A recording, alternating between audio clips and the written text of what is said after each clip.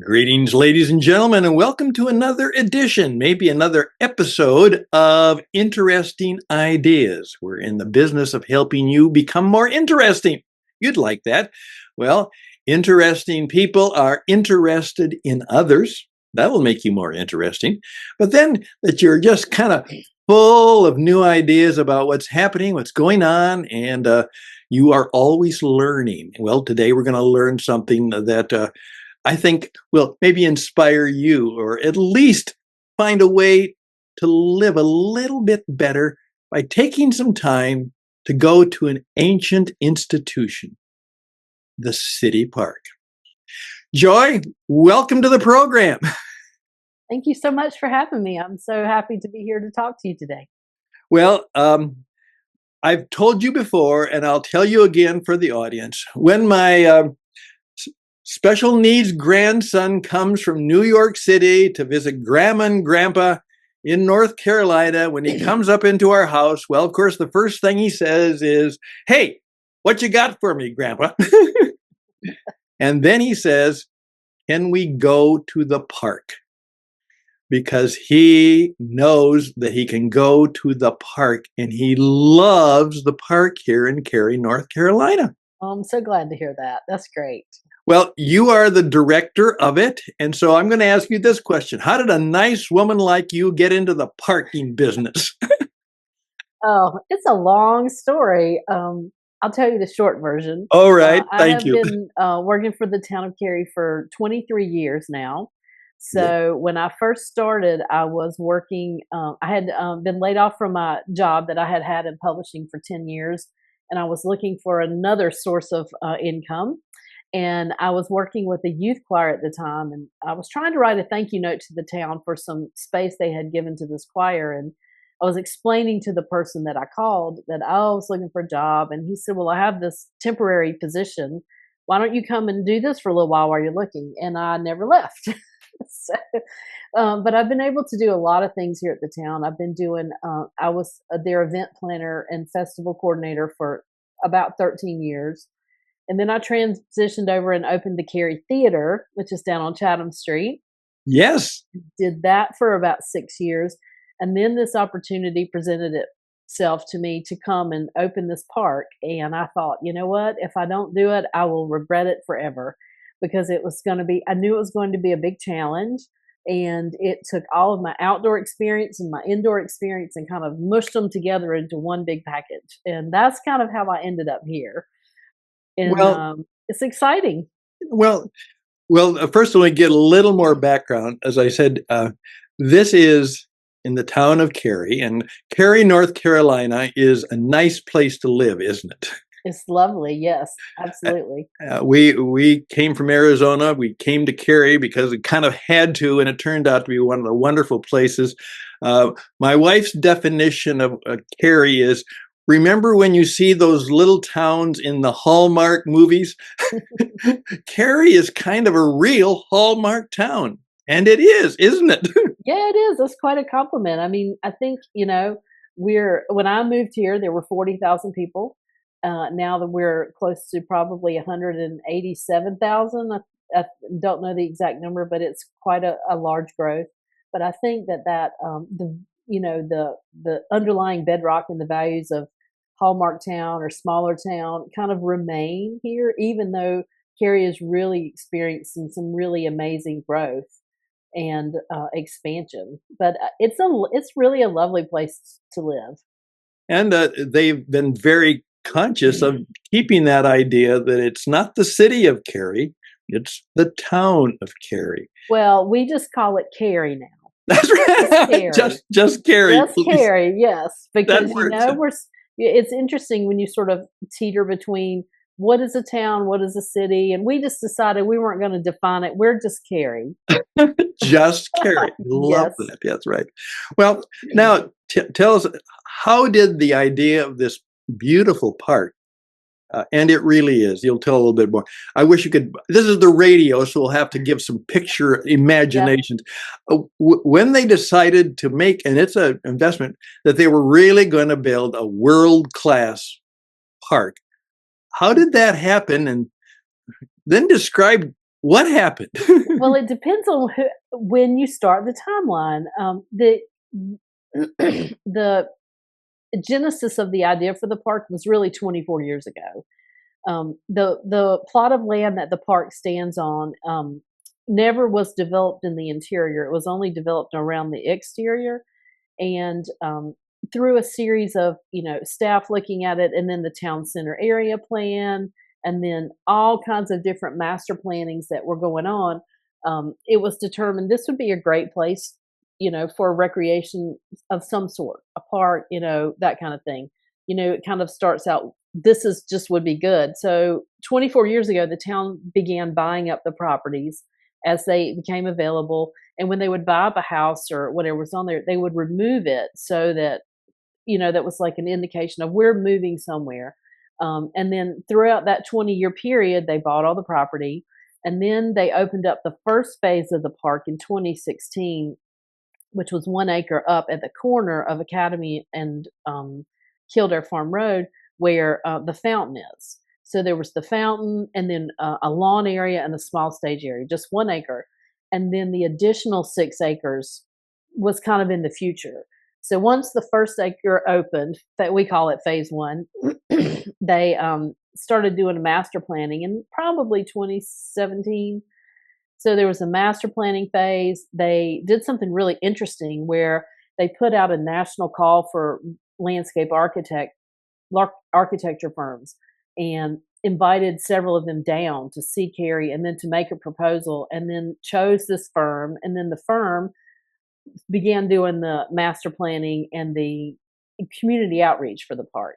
And one of the interesting, fun things is that this firm is called OJB. They're out of Boston. They said they had never seen the type of community engagement for any project they had done in the country as they saw here, because there were surveys and meetings and all kinds of stuff. But they said we've just never seen, it's unprecedented. So throughout the master plan, they kind of decided they presented a plan to the town council, said this is what we want to build, and the council signed off on it. And then the process of actually figuring out how to build it happens. And I came in when it was in 50% design phase, which means it was 50% of the actual plans were built, which was really good for me to come in at that point, because I could look at the plans from an operational perspective and say, that's really pretty, but that's not going to work. uh, That's what you know, remember, you always need somebody who is a little bit of a curmudgeon to say, beautiful, wonderful, you're brilliant, but it might exactly. not work.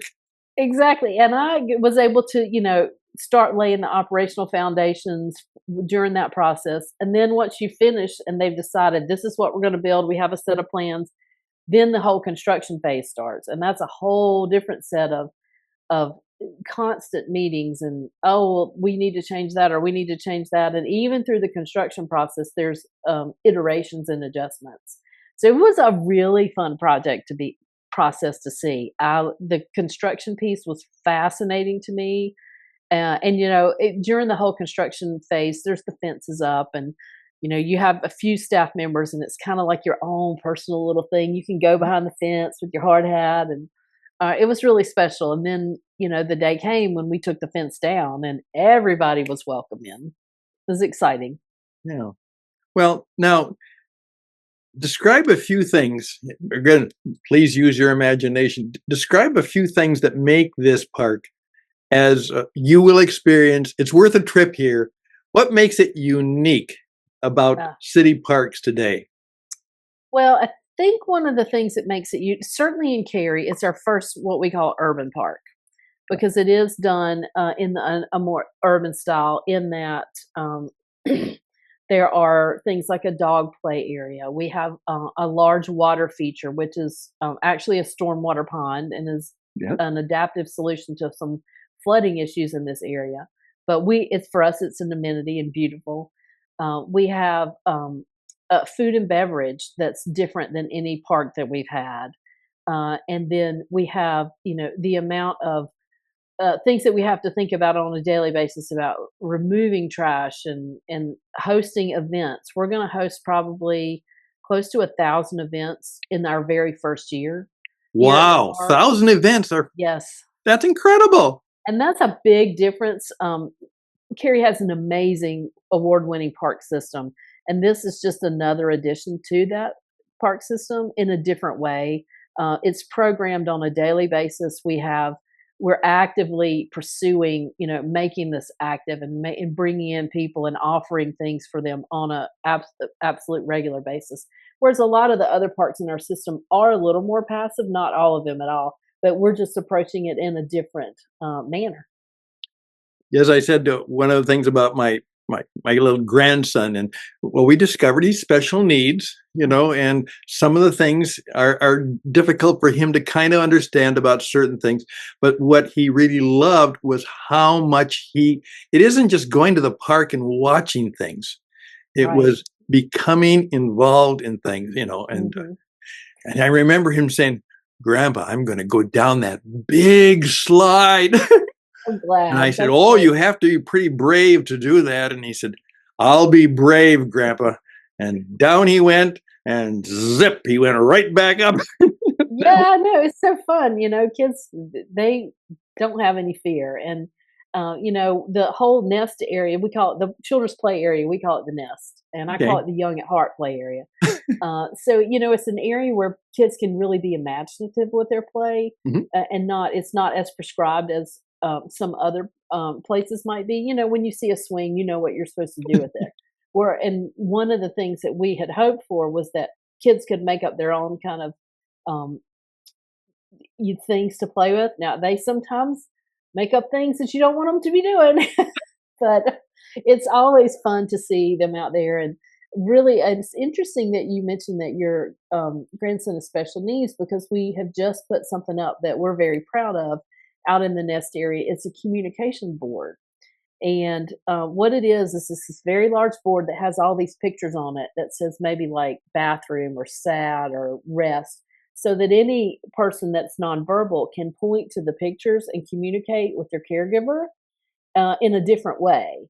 So we're very excited about this. It's This a is our wonderful idea. Yeah, we're very excited. I think this might be the first one we have in Cary. There are a few that in our park system. I think there's another one at a school, but there are some in Wake Forest too. So we're very excited about that and really expanding our accessibility services for so that everybody feels welcome here. One of the things that it has struck me is not only, as I said, the things that I've mentioned, but I also found out that the staffing obviously must have been changed, because these are people who are really park people, aren't they? This is Yes. this let's just face it, a lot of people who are in government service, it's a job. But very much these young men and women, and not so young men and women, this is a little bit more of a mission and a cause for them, not just a Yeah. job.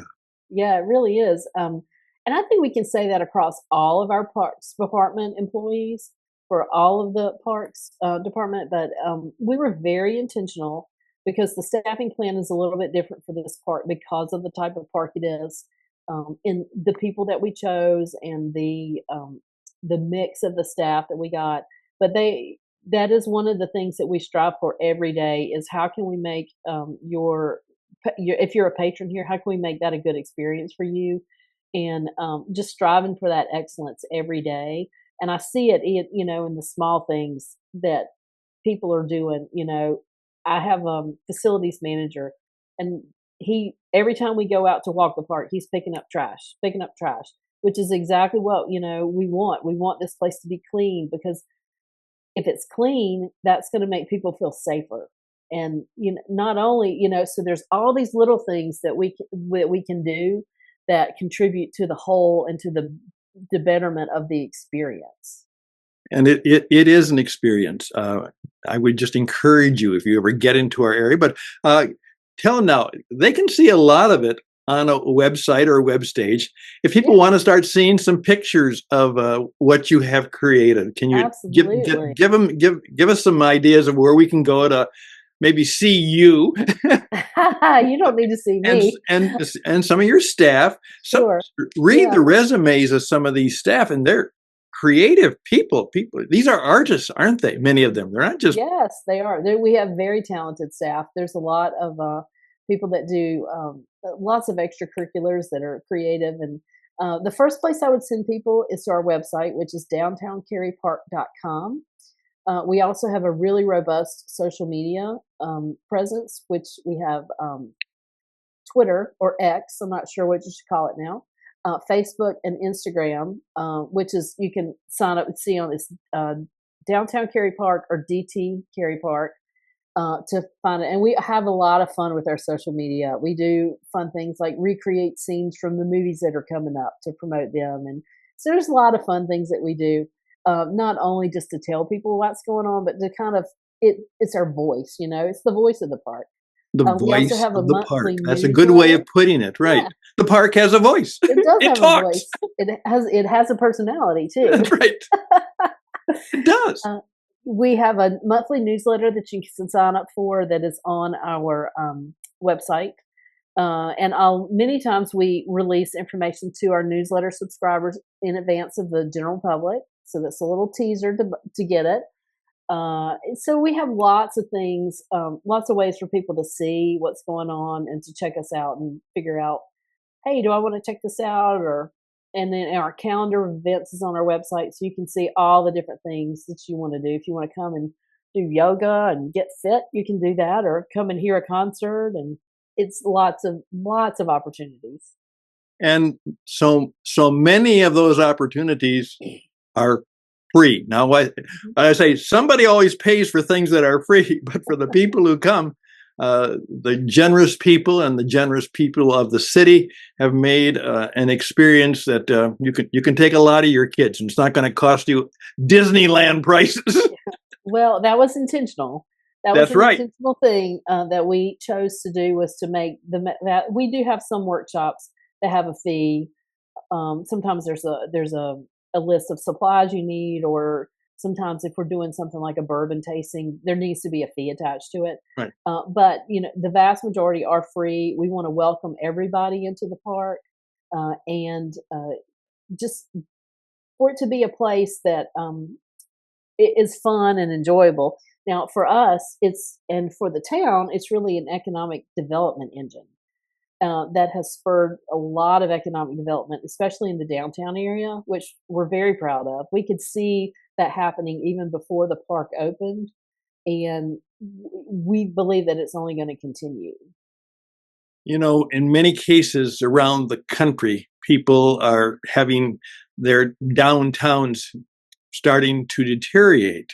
Yes. And I would really, if you're in that situation and you're starting to have things beginning to happen in your community, one of the best ways to revitalize it might be to take the risk of putting together an old-fashioned but very, very modern and new city park. And so I would really encourage you, if that's kind of who you are, or if you're in leadership of a small community, I would very much encourage you to understand that Joy and her team have some of the answers, perhaps, for how you can begin to redevelop your town.